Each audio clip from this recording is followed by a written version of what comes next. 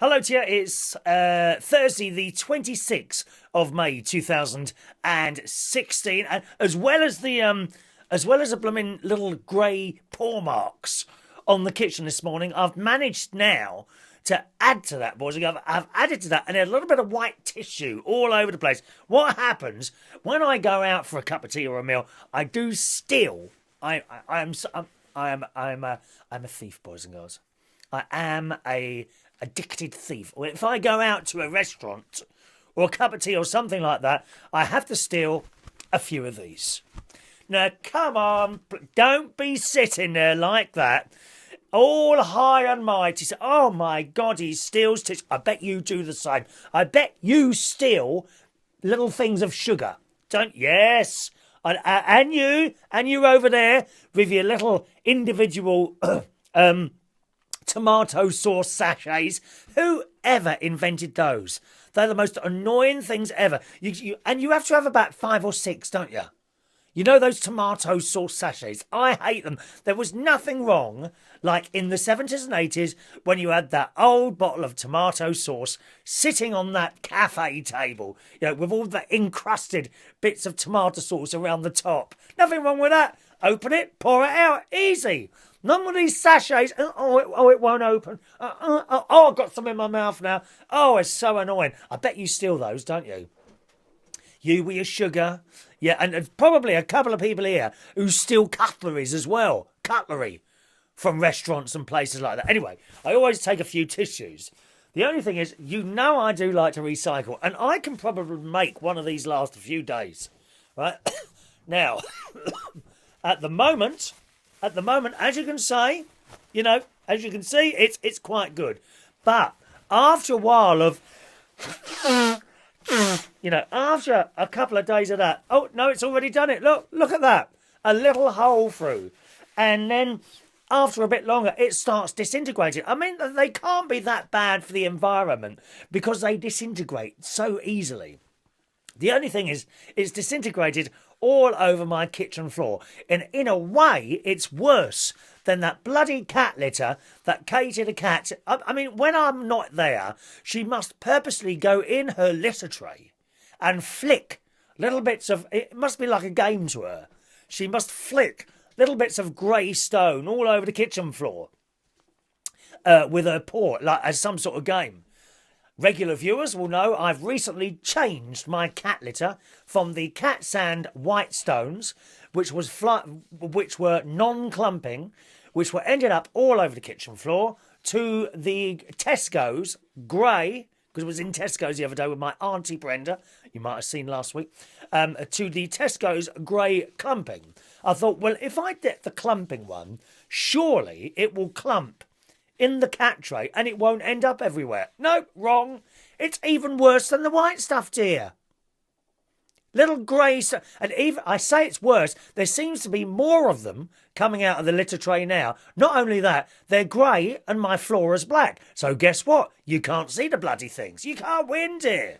However, I have had correspondence from a couple of regular viewers to this programme assisting me in this.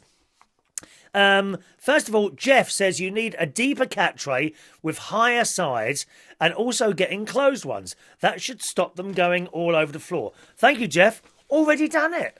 I've already got like a, with higher sides and it's got a little top over it and all that. But still, the stones continue to be flicked out by my cat. Maybe it's just an attention-seeking thing, do you think? Is that what it is? She is seeking attention, knowing that I will come down there and say, oh, Katie, and then out comes the Hoover, and then the mop for the... Because not only, these are worse than the white ones, because not only does she flick the stones everywhere, but there are grey paw marks all over the floor. So I'm having to mop it every day. I'm not a great fan of mopping kitchen floors. It gets done when it needs to be done. Maybe once every couple of months or something like that. But I'm having to do it every blooming day. Oh, so thank you, Jeff. Adam says, try this cat litter. And I remember you telling me this before. It's pink cat, pink sand. A minute, I can't even see that on there. Pink cat. Is it pink sand what? 1 minute. I can't remember now. Just a minute. Let me just look that up for you. Pink. Let me see. Oh, what's that? That's the birthdays. Sorry. Bear with me a moment, please. Bear with me, caller. We'll be with you as quickly. There it is. There it is. It's... Oh! Do you know, the blooming internet keeps jumping forward. I think I need a new mouse. Oh, there we are. Let's have a look. Sunny Cat. Pink Sunny Cat I've got to get. I bet that's about 20 quid a packet, innit? Why does she have to go to the toilet anyway? I open that kitchen door and that leads straight into the garden. Why can't she wait until I open that door? She used to. Poor old soul. She's old now. She can't wait anymore. I know the trouble myself. You know, sometimes I wake up at night and I have to go to the toilet. And sometimes I don't make it. You know, it's leaking out as I walk across from my bed to the toilet room. Terrible, dear. It's one of those things of getting old. Thank you, Adam. Kiki D loved the jacket I was wearing, the slightly green one, which people seem to be taking the mick out of. I don't know why, which means I will wear it even more often just to upset you. But Kiki D likes it. The jacket is great on you. It brings out your lovely green eyes. La Spanish eyes. Are Spanish eyes green or are they blue? I don't know. Anyway. Those others were just green with envy. I think that's exactly what was going on there, Kiki D. Terrible people, terrible people. There is an email address if you'd like to join in, boys and girls. Send a little message or two. It's chris@unitedkingdomtalk.co.uk, chris@unitedkingdomtalk.co.uk. Or indeed, you can leave a little message underneath this, all right? So I did give myself a little brush down. I've still got a few bits of white tissue all over me, but perhaps I should use it once and then chuck it away. But that means I'll have to go out and steal even more. A little white tissue. I wonder where these came from. I don't know where they came from. We went to a restaurant the other day. Me and my friend Ron, we went to a garden centre. Now, where was that? Wokingham somewhere. Lovely little place. Little family-run place. And much cheaper than everywhere else. When I went with my auntie to Tring Garden Centre, that was a Y-vow. Very expensive in there, dear. Oh, yes. I mean, they've got one of those loyalty cards. That's another piece of plastic to put in my wallet. How many loyalty... Why can't we just have one card? I don't know. And they put it through some sort of machine and that adds that particular business or shop onto that card. I've got a wallet full of plastic cards. Only one credit card. I've only ever had one credit card. Right? But everything else is a little membership card of this. Loyalty card for that. I mean, I don't mind having a standalone Waitrose one. That's fair enough. But nectar and all little things like this, honestly. And the people, you know, those people that collect nectar points. I mean, I'm one of them. But they go mad. Oh, I must get down there and get my extra 20 nectar points. And what's that worth? About a third of a penny. It's just not worth it, is it? I mean, use these cards. Fair enough. Use these cards when you're going out and doing your shopping as normal. But don't start, you know, looking for offers that give you I mean, how much... There was it a car insurance that were offering you... If you got the insurance with them, they were like going to give you 1,000 nectar points. Let me see what that is. How much is 1,000 Oh, there we are. Someone's already asked. Doesn't it? 1,000 nectar points would be worth £10 in vouchers. Oh, that's not too bad, I suppose, is it? Don't know. Oh, no, hang on. 31st of January. 1,000 nectar points is worth £5. So, 100 nectar points is worth 50 pence. 10 nectar points is worth 5p. Now, remember that, gang, okay? Remember that.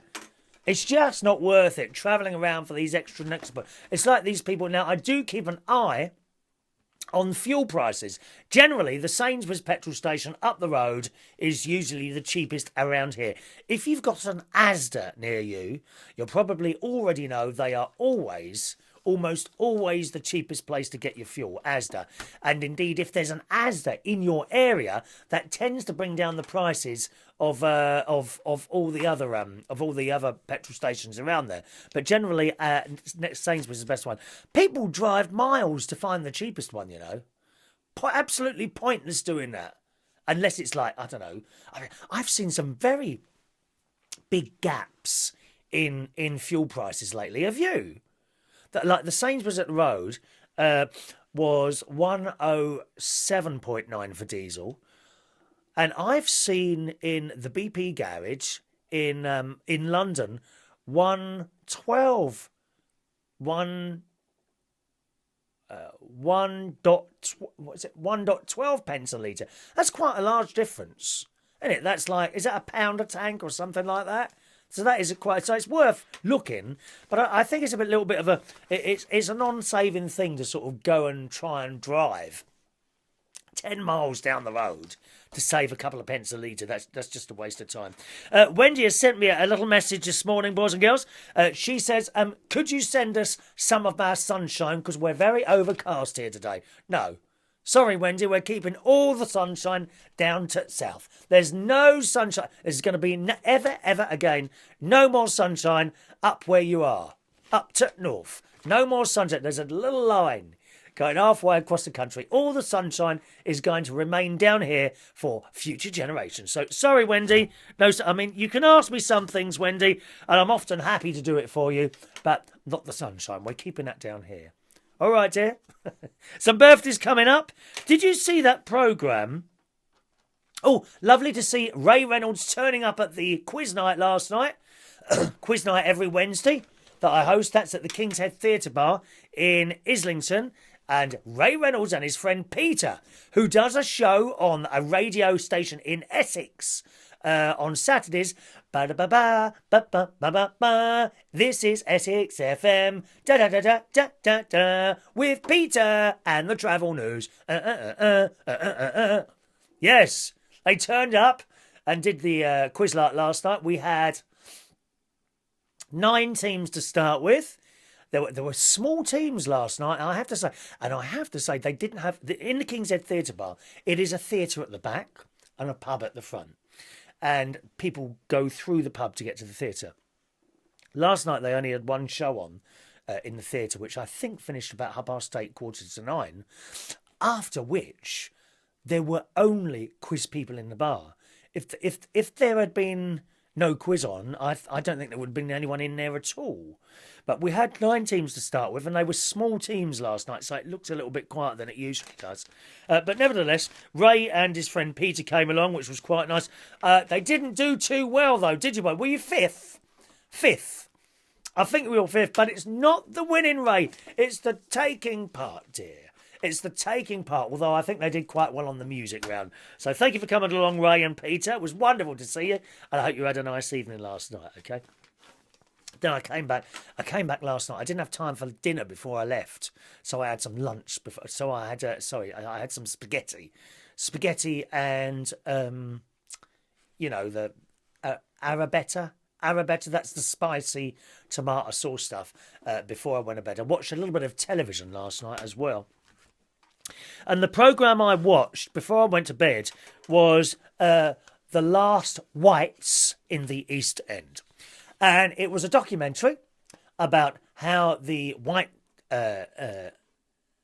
population of the East End are slowly being replaced, quickly being replaced by people from many other countries and all that. And it was a documentary, really, just telling you how it was. And of course, they're all on there again today, aren't they? Or yesterday, rather, because it was on. I think it was on Tuesday night. I didn't watch it till last night. And of course, they were all on there writing to various papers. Oh, that's the most racist programme the BBC has ever shown, and all that old business.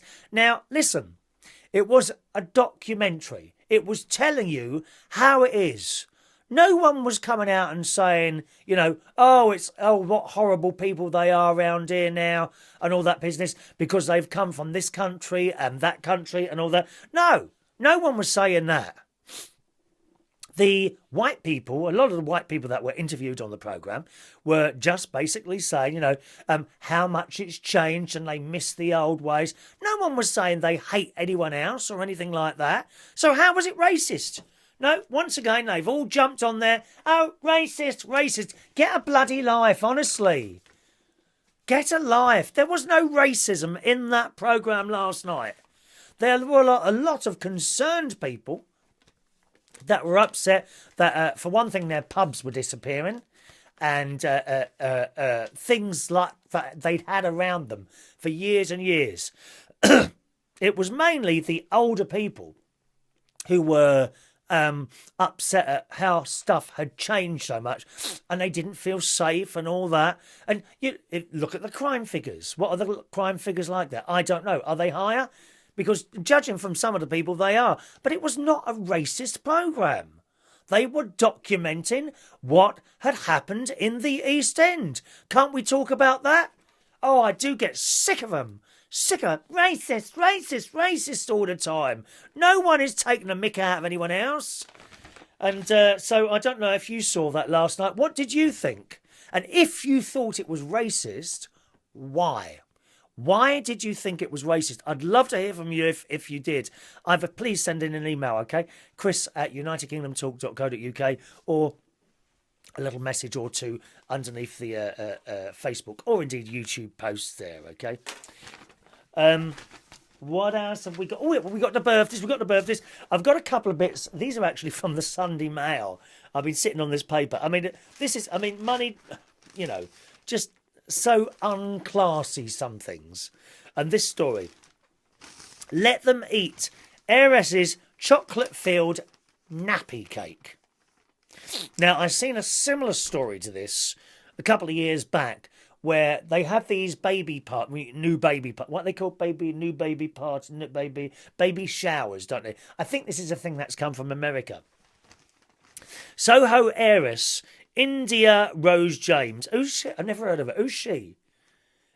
They get in these papers. We don't know who they are, do they? These Z-list celebrities. Anyway,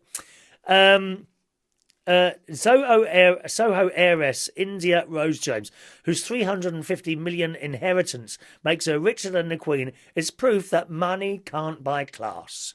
And it's so true. You see these people who have had a little bit of luck, haven't you?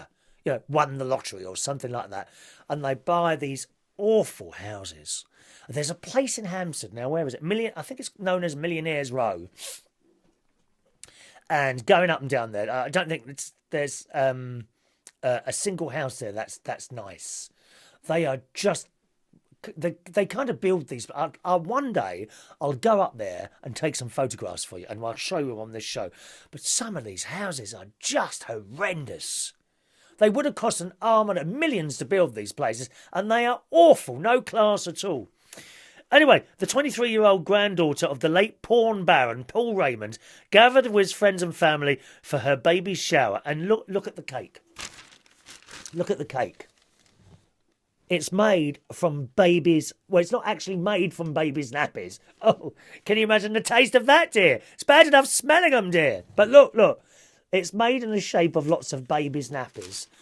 And it says, as the bash guests designed their own bibs and tucked into a cake made to look like nappies, complete with a chocolate fillet. Isn't that awful? Now, I remember a couple of years ago, a similar thing to this. Very, very similar. And they'd made it in this cake, I'll never forget, was made in the shape of a woman lying down, legs apart, having the baby, and a bit of baby sticking out. That was a cake. I'm sorry, it's not doing it for me. Is it you? How hideous to turn up at someone's baby party and see a cake like that. So it's true. Money cannot buy class. There's nothing wrong with a nice pre-made cake from Waitrose. Right, let's do these birthdays before we go today. First of all, happy birthday to Lord Mark Anthony, who is my window cleaner and jolly good friend. Happy birthday, Mark. Hope you have a lovely day today. I don't suppose you'll be out working today on your birthday.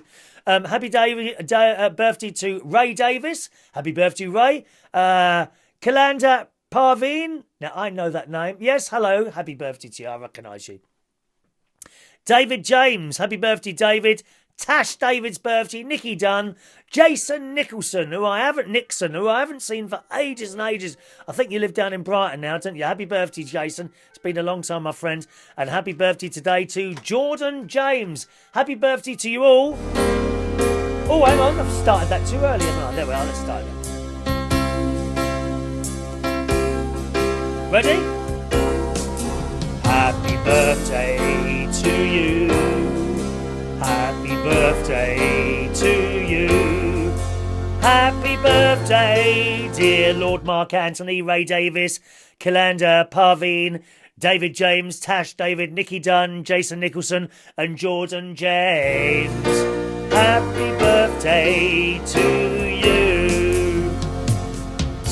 All right, happy birthday to all of you today. Have a lovely Thursday, boys and girls. Being a Thursday night, I'll be doing some DJing tonight at the Two Brewers in Clapham. See you soon. Bye-bye.